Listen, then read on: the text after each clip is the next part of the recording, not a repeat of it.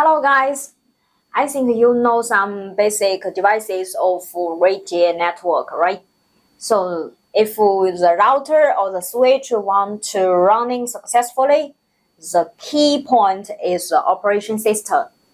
About Ruijie, the core operation system is RGOS. So about this part, we have to know the main not login way of the Ruijie network, how to log in the devices, and then we can do the configuration. And the second one, we have to know the basic command of these devices. And the very important one is the file management device. So how to save the configuration, how to maybe download the configuration, here also is a key point. If you are interested, let's do it. This video we will talk something about the RGOS routing management operation system. As we know, in our network we will have lots of devices, right? Includes your terminal and maybe some wireless devices like the AP access point. And about the LAN network, the main devices is a router and a switch. And someone maybe say we also will have some EG device. And about the EG, we also have lots of functions similar like the routers. And if we deploy the routers and the switches in the network, how to do the management, how to do the configuration. The key point of the core software is the network devices operation system. This one is very similar like our computer. You also have to install the computer operation system. Then you can to do some command or maybe to deploy some application service. So about the Ruijie devices, our operation system name is Ruijie General Operation System, the RGOS. And we can use this RGOS to do the management of all the devices. And of course, the first step, we have to provide the power for the device and use a cable to connect with each other. Then we have to log in the device. And how to log in? We also have lots of ways. The first one, you can use a console to directly connect with the device. And then you also can use some remote way like Telnet, SSH, and also maybe someone prefer to use a web, to use some GUI page to do the configuration. It's very easy for us to apply the service. And another one, if we want to do configuration or maybe troubleshooting easier, maybe the command also is very important. And if we use RGOS, the command CLI is hierarchically controlled based on the permissions. We will divide different commands in different layers. And after completing the network and also finish the command, finish the configuration, you have to check the network connection. And we also can have some tools like the ping, like the traceroute to test the network connection is ready or not.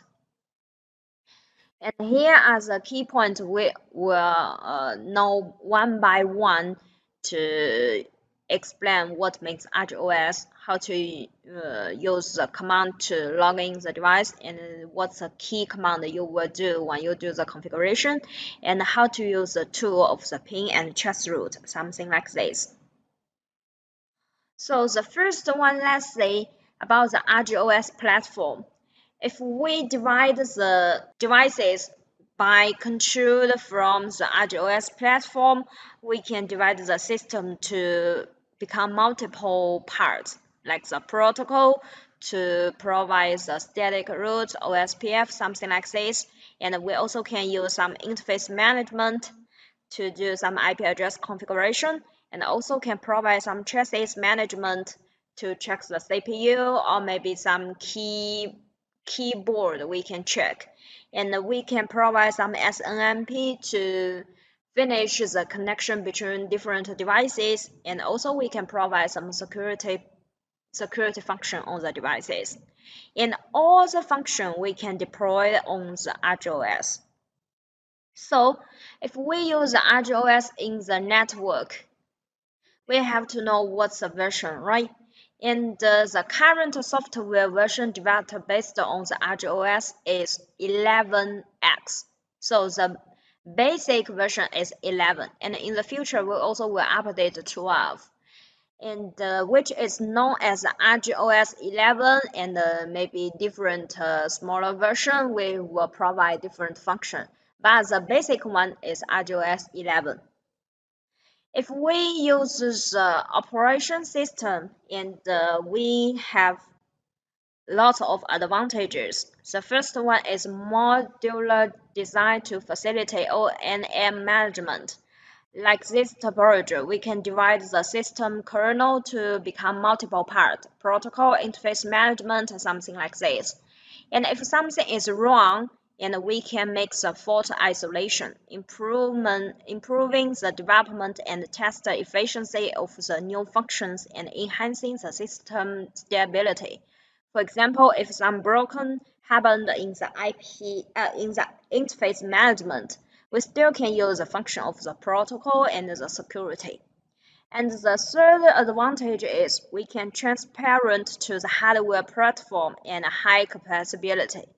That's why we want to use this software to manage the network device. And the next part, let's say, we already know we can use the RGOS as a software in the network device. Then if you want to do the management, you have to log in the device, right? And first, let's say how to log in. This is a basic one. If you cannot log in the device, you can do nothing. So like this topology, it's very typical. If you want to control the right device, maybe it's a switch, maybe it's a router, and then you have a PC, laptop, or maybe the other devices. We have multiple options. The first one, like the yellow line, you can directly to use special console link and to connect with the device directly. The second one, you also can use some network cable and to connect the physical interface and use the Telnet, SSH, or maybe web to connect with the device. And the different options, we have different advantage. For example, local login. Local login means console login. If we use a console to connect with the device, we can directly to deploy some software and then to do the configuration. And this also have some limitation because the console line have the length limitation. So you cannot far away from the device. For example, you want to do the configuration in your office, but maybe your device located in different building. In this scenario, the console we cannot finish because we have the length limitation. But for new and zero configuration devices, maybe the devices is the first time to do the configuration. Usually we will choose a console to finish the configuration. So this is the first one.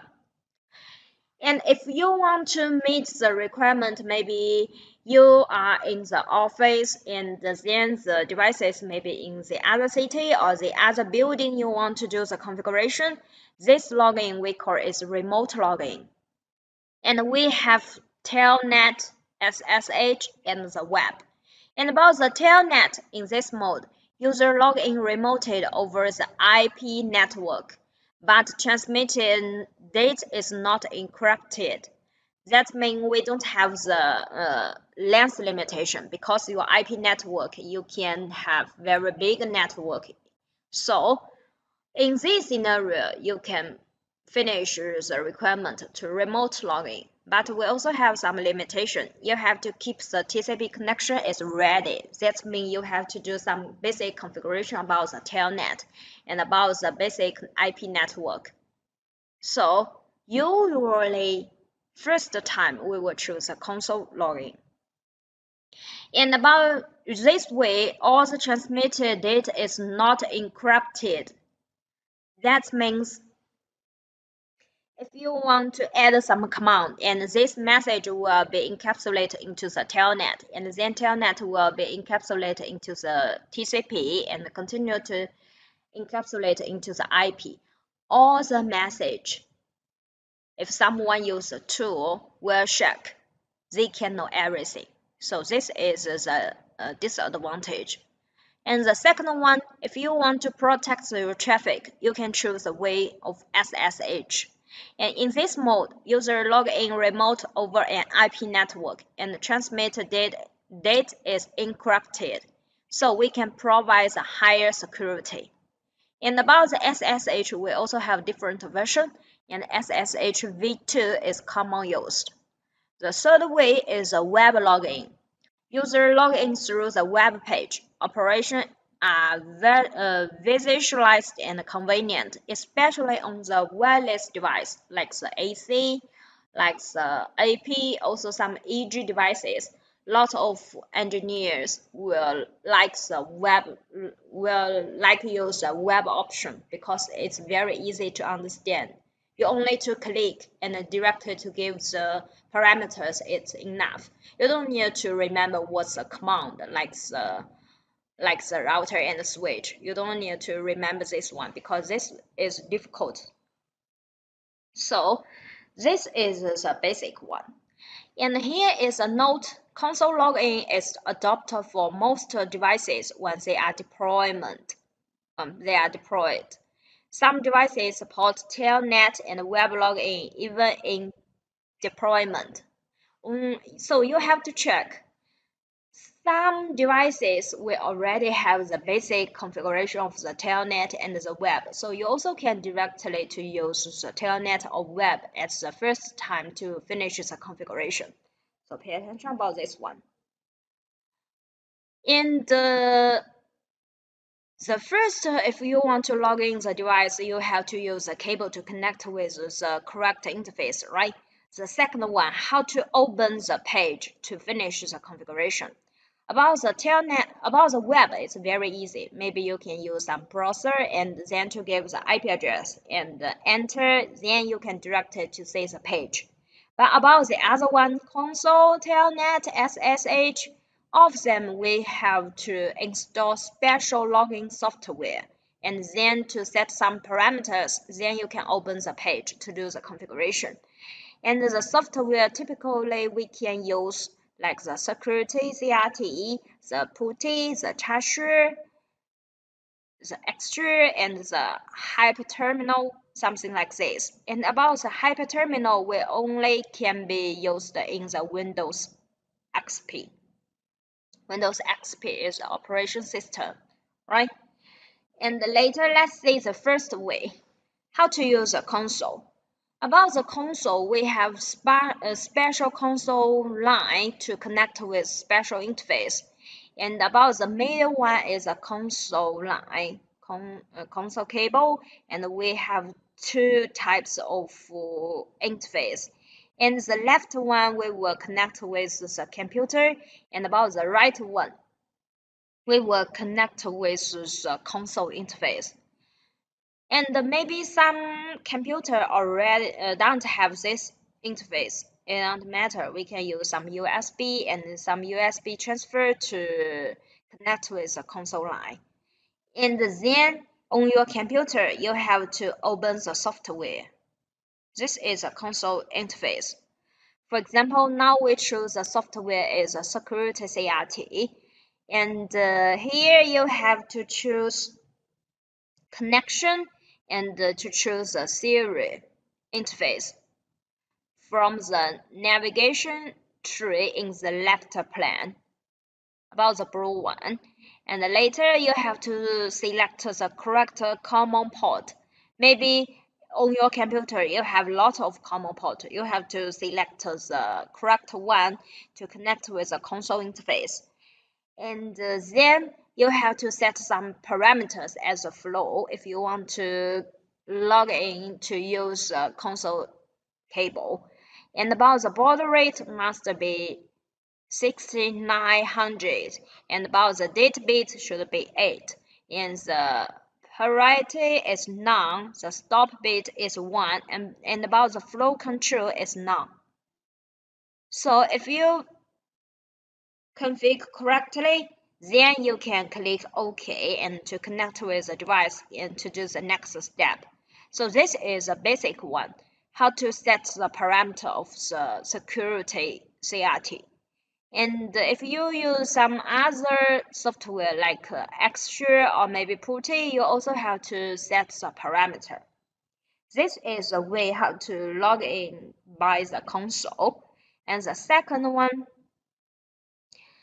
you also can use some Telnet way, right? If you want to finish with a remote connection. And maybe your client is a host and your server is a router or maybe switch. Between them, we have the IP network, and you have to make sure your IP network connection is ready. Maybe before you telnet the device, you can use a tool ping to test the physical interface connection is ready or not. If we finish the IP network configuration, then you also have to set some special parameters on your client, on your computer. And how to telnet the device, we can have two types. The first one, if your computer, the Windows server can support the telnet service, you can directly on your Windows, on your DOS Windows and use the CMD command, then to directly use the command telnet 10.1.1.254 and the port number is 23. So this is a basic one, maybe you directly through your Windows server. The second one, you also can use a software like the SecureCRT and then to choose the way of the telnet and to give the correct IP address 10.1.1.254 and what's your port number is 23. So this is a basic. So the Telnet program or maybe some Telnet supported program in the Windows is used to manage and configure the device. So we can have two types. And the device IP address and Telnet password need to be entered. And the date is not encrypted. So this is a basic characteristic of the Telnet. If you want to telnet your devices successfully, the first basic one, you have to make your IP network connection is ready. The second one, on your device, maybe router, maybe switch, you have to add the configuration of the telnet. That means you have to permit your device to be telnet by the host, by the client. And the basic configuration is here. You have to choose the protocol is Telnet and the port number is 23. And the command is you have to enable the Telnet service on your network device and set the special virtual login device to allow the Telnet. Line VT104. 04 means you can allow the user, 5 users, to log in your devices at the same time. So the 5 user sequence number is from 0 to 4. And you can choose the transport input protocol to become Telnet. If the user log in, you have to add the password 0123 at 456 ABC. So this is the password. And also you can choose SSH to remote the device, to remote log in the device. And you have to select the connection to become SSH. And about the SSH, you also have to use the software to log in. And the management IP address need to be entered. The global username and password need to be entered. And the data is encrypted. So this is the difference with the Telnet. And if you want to finish logging by SSH, you also have to add some basic configuration on the device. To choose a protocol to become SSH, and the default number is 22. And pay attention, you have to enable the SSH service. enable service SSH server, and then to give the keyword, because if you want to log in the device, we have to let you log in to put in the username and password. And this password and the username you have to create on your device at the first. So that's all about the basic one. What means RGOS and how to use the login way to management the device, right? And if you want to use this login option, then you have to add some basic command on the device. And later we will explain something if you now log in the device successfully and what's the command you can use. So about the detail of the command we can see in the next video.